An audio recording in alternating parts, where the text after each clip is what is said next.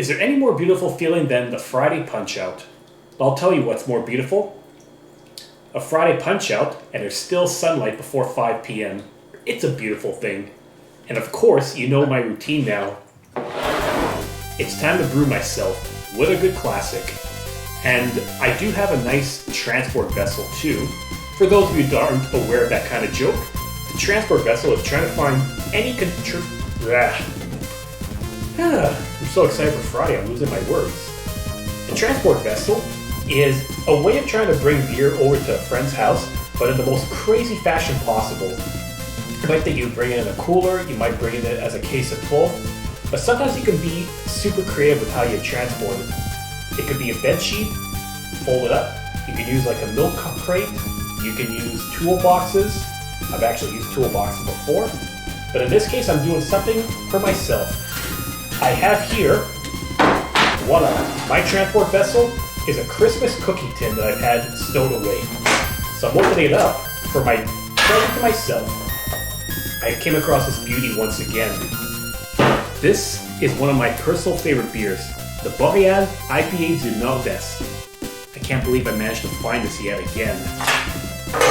So, what makes it so special? Well, you've heard me highlight the IPA du Nord-Est or the New England IPAs in the past, so I'm going to give you another refresher. IPA du Nord-Est is going to have a lot of hops in there, but it's also super citrusy too. So it's like a mix of pineapple, it could be peach, it could be passion fruit, all together. And once again, it's an unfiltered beer.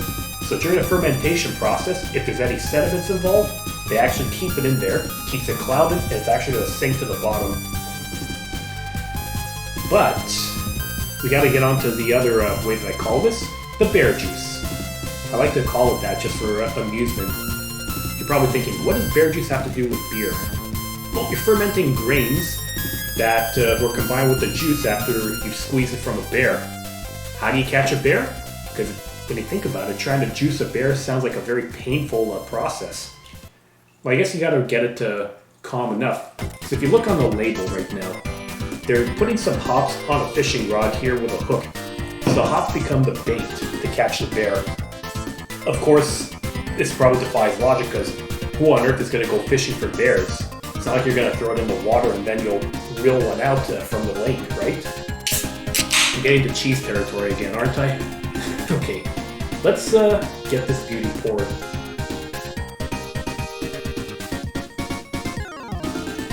Ah yeah, I have not had one of these since December. That's how long it's been since it's been in stores, but they finally brought it back. So, hallelujah everyone, TGIF, happy Friday, happy whatever the fuck you're gonna celebrate today.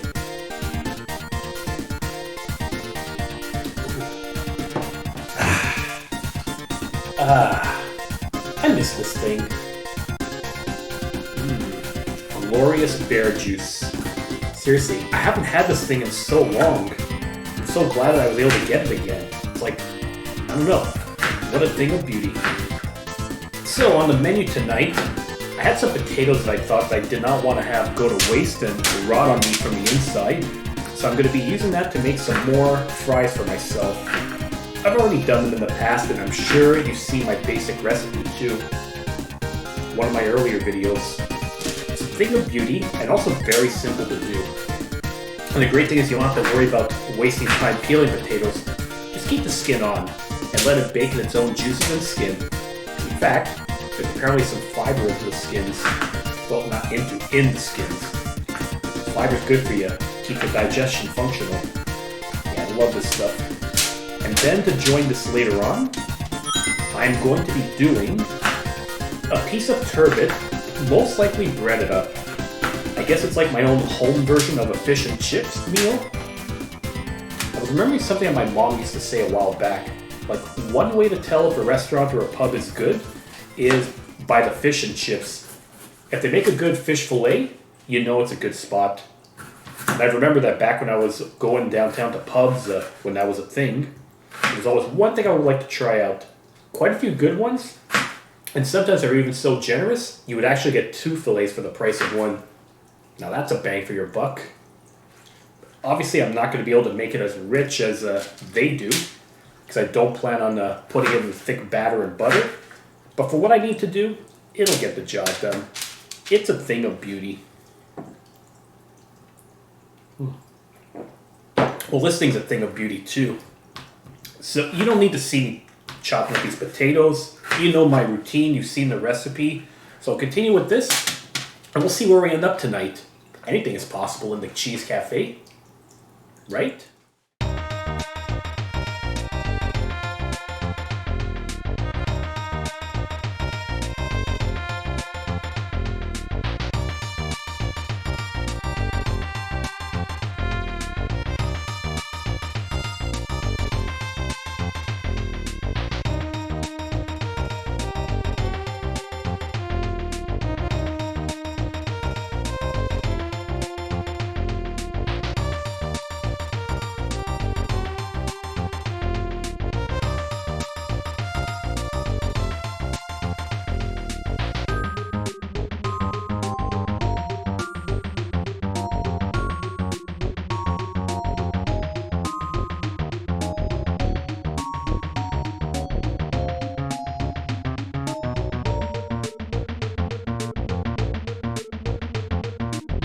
Okay, we're keeping this simple tonight. I'm not going to be doing anything super fancy. I just did 3 tablespoons of olive oil, a teaspoon of salt, a few rotations of ground pepper, and the equivalent of, let's say, half a teaspoon to full teaspoon of oregano. Not too bad, but really, this is a versatile dish. Just as long as you have your salt and your oil, you're good to go with whatever you want to do with this. I'm just waiting for this oven to preheat to 425, and then I'm going to bake this sucker for an hour.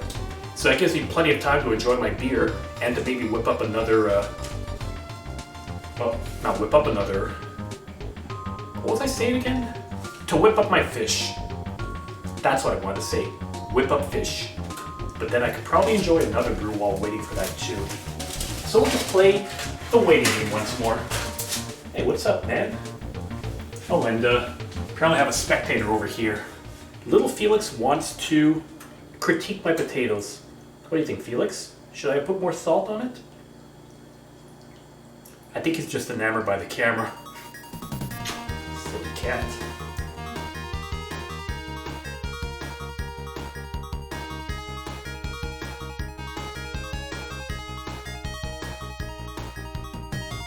Well, we're gonna have an hour before the potatoes are gonna be ready. And I've already finished my bear juice, so it's gonna be time to go for another brew. Now, I'm sure you're going to debate whether or not it's possible to literally pull beer out of your ass, but I'll show you. Ta-da! Got one right here. I tried another one, or I bought another one from the Capacity Dunham. I've highlighted that one before for another reason. This one I thought was kind of a funny one to think about.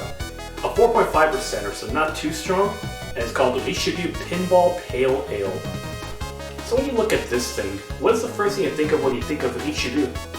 Clearly, you're thinking of this old school pinball machine with random guys in a suit. Like, I don't know what to think of this at all. Is this supposed to be like faux 70s? Like, is this also supposed to be men in suits that are doing some research for the FBI at an arcade, and then this pinball machine is really just a way to study and analyze the human race so that they can send it to our alien overlords? Am I really reaching for straws? Or maybe I just bought this because I thought it's something very pop art like, or maybe just like very old school style. And I was thinking I should go for something that's a little bit more easy, lighthearted, maybe something borderline bubblegum. I think I got a tune in mind.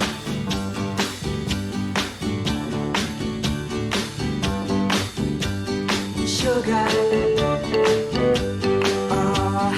Honey, you are my candy girl, and you got me wanting you. Honey, oh sugar, you are my candy girl, and you got me wanting you.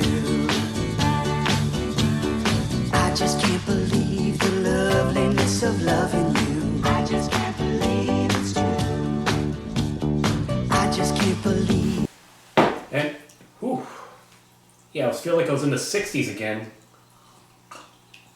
Probably not the hippie beer, more bubblegum pop beer, but I like it. Ooh, it's a pale ale, but now that I look at it, it's like unfiltered. Cloudy texture, it's almost like it's an IPA. I accept that. And,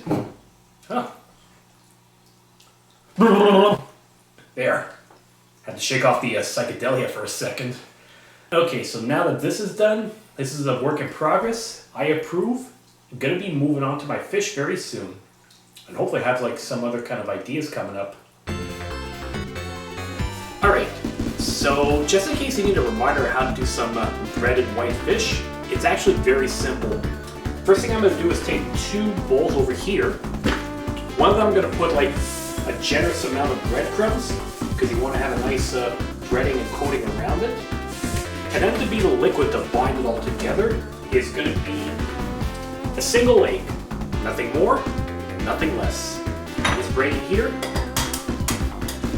open it up, and then I'll give it a good scrambling in here.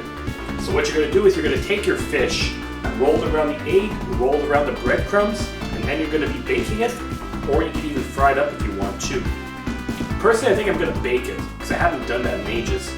And the oven's already preheating, so that's going to be perfect, honestly. And now, the next thing I'm going to think about is the spice situation. So I sometimes like to put my spices in the breadcrumbs too, so we give it a nice flavor. I may do that soon, or I may just sprinkle it on after I bread it all up. But instead of making my own, I remember that for my birthday last year, I got 2 little spice packets over here. So, Mary, if you're watching this, yep, I'm finally putting these to use. I got cannella spice rubs, nice little mixtures.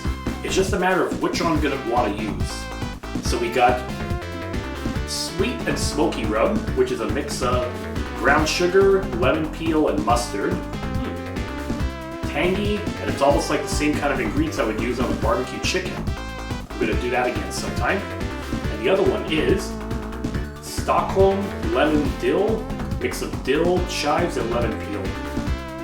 I've seen lemon is like the common thread in this one. So one makes me think like I'm setting something on fire on the barbecue, and this one, is this going to give the fish Stockholm syndrome? I don't know, I can't really decide. Which one?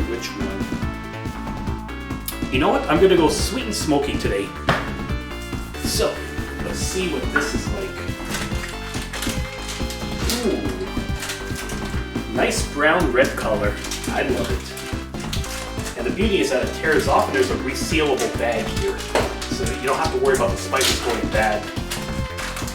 Actually, come to think of it, how exactly do spices go bad? There. This is probably more than I need, but it's going to serve its purpose. There we go. Spice rub and breadcrumbs all together. And I'm going to just experiment. I'm just going to mix this and blend it all together. And then I'm just going to pat the fish on here once I get my egg all saturated. There. Ooh, I kind of like the smell of this one too. Still. And of course I got to whip the egg. And when I say whip eggs, no, I don't mean you're whipping eggs at somebody. Don't be an asshole. There's already too many of them in society these days.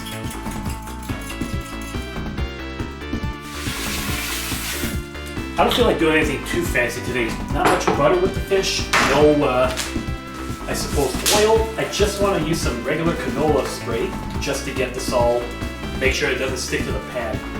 That's not my style. Let's give it a good massage in the egg. Just like that. Then you're gonna work it around in the breadcrumbs. And you know you've done it properly because it's gonna bind together. So fish binds to egg binds to breadcrumbs, and voila, that's how you're gonna make your breading. The basic part. And in worst case, for some parts you haven't covered up or you have excess, just dump it all on top, it's all good. Just like I'm doing right here. There. You're gonna create a nice little layer. Just like that.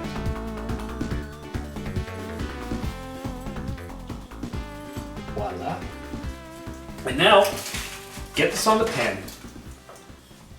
Actually, there, I'm going to use my old trick. Sprinkle some egg on here so it's like you have scrambled eggs on a fish. Breakfast and supper all together. It's the breakfast of champions, everyone. And here I'm going to thicken up all of my breading on here. That ought to give it a nice crisp tenderness. Wow. I have to wash my hands now, don't I? Blah. And I just have to wait until I get to maybe 20 minutes or less on this. Because it's at 450 degrees, it's going to cook pretty quick, all things considered. That's more than enough time for this fish. Let's just dump this, clean it up. And above all else, I'm going to need a salad and or vegetables. Because even with potato therapy, even with some breaded fish, you got to have your vitamins and minerals for ultimate protection. Less than 21 minutes to go, so you know what? This is as good as it's gonna get. Let's throw this fish onto the bottom rack. Whew. Glasses are getting steamed up. If you are bispectacled, you have glasses, you know exactly the pain I'm feeling. Your loss of vision while you're trying to cook and enjoy yourself during culinary experiments. Been down that road myself. So, on to more important things. We'll get our salad ready. I'm working on my brew. And I'm thinking about all these beer cans too that I've been drinking over the last little while. These tall ones are like 20 cents each. So I could probably get my money back over here. Unless there's a better thing I could do to work this out. Actually, hold up. I might have the $1 million idea. Here comes the money. Here we go. Money talk. Here comes the money. Money, money, money. Dollar, dollar. Dollar, dollar. Ching, ching, bling, bling. Cut the chatter. You ain't talking money, then you're talking no matter. Okay, folks. So, have you ever been in a situation where you had so many cans and bottles that you had to sell, but it was too much of an effort to bring to the store because they're so copious? Or on top of that, are you afraid that if you're going to be selling those cans and bottles, are you going to look like a hippie trying to gather your nickels? Well, look no further. There is a way to be able to make this all classy and stylish in your house. I bring to you the Beer Delir. What better way to immortalize your drinking habits than to hang it around and make it a piece of decoration in the house? All sorts of styles, all sorts of brews, so much diversity hanging right in your ceiling while you're having supper. I feel like it needs another touch.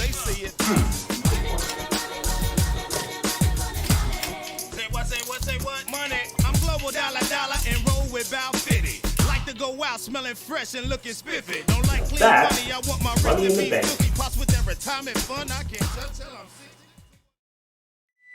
60. Oof. And now they got that insanity out of the way, time to check up on our supper. Ooh la la, looking good. And steaming hot too. I love steamy. So the fries, ooh, tasty as usual right here.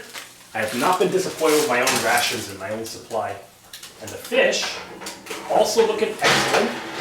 Lots of batter. Ooh, I even have a poached egg in here too. Breakfast of champions, everyone. Okay, I'm just gonna prepare this and I guess clean up my mess from that old gag I did. And then we'll be right back for the taste test of this. Well, I'm sure I'm gonna know what this is gonna taste like, but hey, everyone loves to see my taste test live on camera and see if I enjoy it or I end up torturing myself. Awesome as usual. Once again, really basic for these potatoes. Just an hour in here with some oil and basic seasoning, you get the job done. Lovely. But the ultimate test will be this fish.